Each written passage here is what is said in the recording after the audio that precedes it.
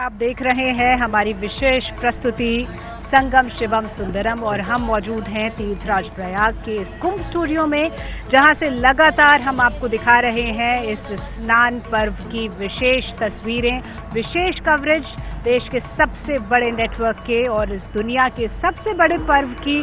ये अलग सी एक अनुभूति है, एक अलग कवरेज है, ये विशेष है क्योंकि आज हम शिवरात्रि के साथ साथ भगवान की भक्ति के साथ साथ विश्व बंधुत्व की बात कर रहे हैं, मानवता की रक्षा की बात कर रहे हैं, देश की रक्षा की बात कर रहे हैं। और इसी पर बात करने के लिए हमारे साथ हमारे विशेष अतिथि हैं राजेंद्र। हमारे अतिथियों से आप बात कर रहे थे। बिल्कुल, अतिथि बात कर रहे थे। और शिवानी, आप तो लगातार इस महाकवरेज में यहाँ रही हैं, प्रयागराज में आपको सौभाग्य मिला है और आपके साथ हमारे दर्शकों ने हमारे इन दो विशिष्ट हस्तियों को लगातार देखा है। और मौनी महाराज जो है उनका एक विशेष रूप है। बिल्कुल, बहुत सारी रुद्राक्ष की मालाएं पहनते हैं। इनको देखकर लग रहा है कि साक्षात शिव के दर्शन हो गए। बिल्कुल, शिव का मूर्त रूप दिखते हैं। तो इनसे ही आज बात करते हैं, क्योंकि आज ये हमारी महाकवरेज का और आज आखिरी महास्नान है, इसलिए हमारे बहुत सारे दर्शकों के मन में प्रश्न होगा कि ऐसी वेशभूषा क्यों, शिव का ये रूप ये कब से क्यों धारण करते हैं, इसका क्या मतलब है, इतनी रुद्राक्ष की मालाओं का क्या मतलब है।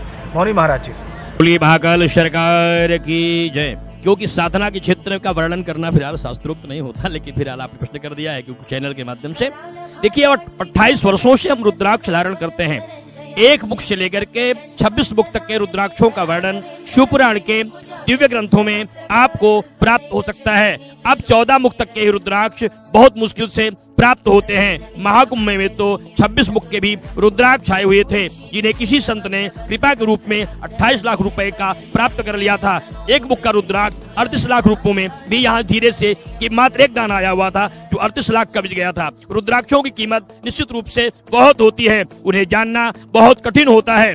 एक मुख के रुद्राक्ष तो संभव नहीं होते, लेकिन 2 मुख के मणियों से लेकर के 26 तक मुख के सारे मणि लगभग हम धारण करते हैं। एक मुख का रुद्राक्ष पूजन स्थल पर ही रखा जाता है, क्योंकि वह बहुत ही दुर्लभ होता है। देश की माननीय पूर्व प्रधानमंत्री इंदिरा गांधी जी के पास तो वह माला थी जब मृत्यु के पहले टूट करके गिर पड़ी थी। यह अजय भी होता है, आरोग्यता के साथ साथ सारी सिद्धियों को देता है। रुद्राक्ष केवल दिखावे के लिए ही नहीं, मुक्ति के लिए भी, भुक्ति के लिए भी, शक्ति के लिए भी बहुत ताकतवर होता है। लेकिन रुद्राक्ष पहनने के पहले आपको यह जानना होगा, रुद्राक्ष खरीदा हुआ नहीं होना चाहिए, वह किसी के द्वारा आपको दिया जाए और रोंग जूंग फट जो मंत्र है, इस मंत्र से 1.25 लाख मंत्रों के जप करने के बाद 27 दिनों तक उसे सिद्ध किया जाए, फिर उसे धारण करने की विधि को जानना होगा। भस्मी, चंदन और उसमें इत्र का लेपन आपको करना पड़ेगा। जो लोग ये रुद्राक्ष पहन करके उतार के रक्त देते हैं, उससे उनके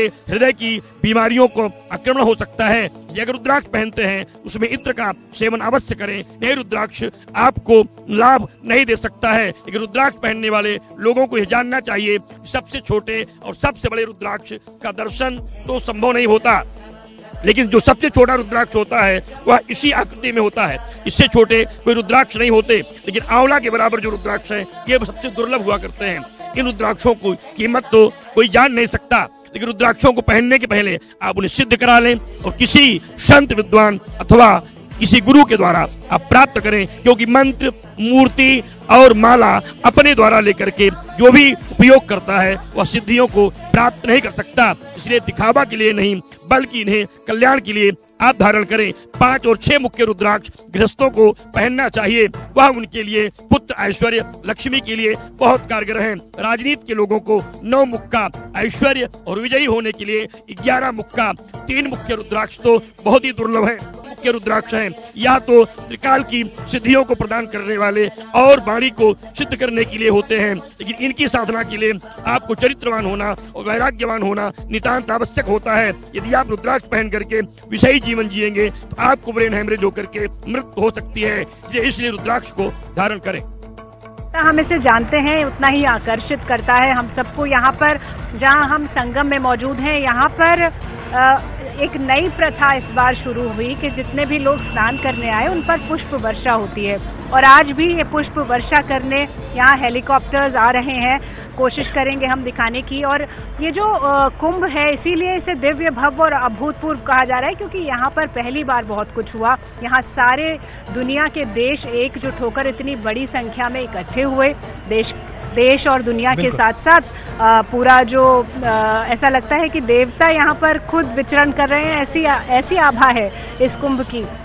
और जब हम शिवरात्रि मनाते हैं तो ऐसा लगता है कि भगवान काशी की नगरी और प्रयाग, जहाँ पर खुद भगवान विचरण करते हैं, विष्णु भी हैं, यहाँ पर अक्षयवट भी है, भगवान शिव के तमाम मंदिर हैं। और उनके साथ साथ राजेंद्र, हम किस तरह से दिखा रहे हैं सोमनाथ के मंदिर की ये अद्भुत तस्वीरें, जहाँ पर भगवान शिव का ये अलौकिक श्रृंगार हुआ है, भगवान को पुष्पों से सजाया गया है।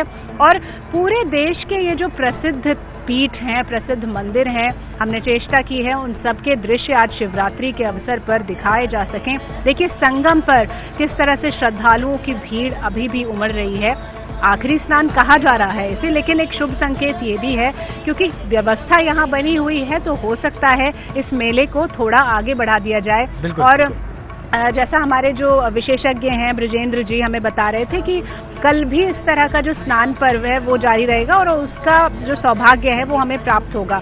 तो कुंभ में एक तरफ लगातार श्रद्धालु आ रहे हैं और करोड़ों की संख्या में आ रहे हैं, नए नए कीर्तिमान यहाँ स्थापित हो रहे हैं। 3 कीर्तिमानों के बारे में हमें सर्वेश ने बताया, और एक संख्या को लेकर जो कीर्तिमान होगा वो तो वाकई में चमत्कारिक होगा राजेंद्र। और क्योंकि इस कुंभ के दौरान बहुत कुछ ऐसा हुआ, देश ने काफी कुछ ऐसा देखा जिसको यहाँ इससे जोड़कर हम लोग इसलिए उसकी चर्चा कर रहे हैं। हमने देखा किस तरह देश पे हमला हुआ और उसके बाद सारा देश एकजुट हुआ, और फिर इस हमारे देश ने एक बार फिर शौर्य और पराक्रम दिखाया, और एक बार फिर ये साबित हुआ। हम तीर्थराज प्रयाग से ये बात इसलिए कर रहे हैं क्योंकि ये सबसे बड़ा समागम है सारी दुनिया का, जहाँ पे सारे संत एक साथ आते हैं और सारे संत एक साथ ये सिखाते हैं कि कैसे हमारे अंदर जो विश्व बंधुत्व की भावना है वो आज भी हमें जागृत रखनी है देश प्रेम के साथ साथ। बिल्कुल। आपने ज्योतिषीय पक्ष की बात की जी, हमारे साथ ब्रजेंद्र मिश्र जी भी, आपने बड़ी महत्वपूर्ण बात कही कि स्नान सिर्फ आज आखिरी महास्नान कुंभ का जरूर है, लेकिन ये कल भी लोग कर सकते हैं, पूर्ण लाभ प्राप्त कर सकते हैं और आगे भी कर सकते हैं। आचार्य, कल जब मंगल की होरा में चतुर्दशी यहाँ पर रहेगी, उस समय संगम पे अभूतपूर्व लाभ मिलेगा, क्योंकि रविवार और ना होगा। ब्रजेंद्र जी आपसे इसी चर्चा को आगे बढ़ाएंगे, एक ब्रेक के लिए रुकेंगे और फिर संगम शिवम सुंदरम में